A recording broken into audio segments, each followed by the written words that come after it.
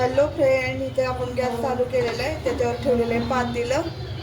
इथं पातेलं ठेवलेलं आहे. तिथं आपण मिसळला एक शिट्टी घेऊन घेतलेले आहे. मीठ आणि हळद टाकलेले आहे. इतकी मिसळ आहे.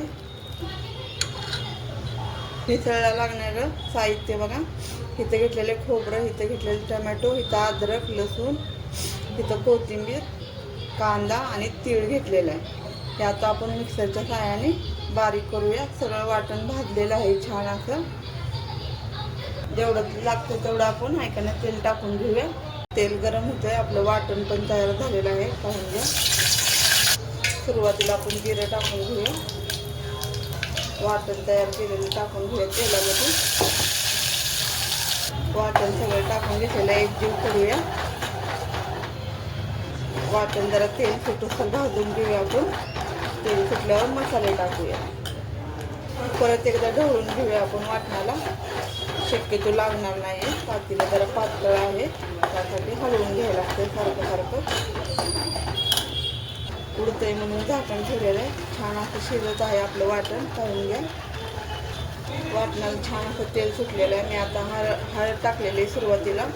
हा आपला घरगुती मसाला काळा टाकलेला आहे. एकजीव करून घेऊया हळद आणि तिखटाचा.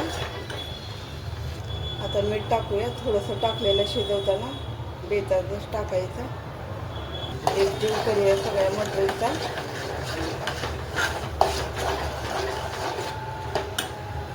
आता आपण ही मिसळ शिजवलेली आहे ती टाकून घेऊया हळू करून.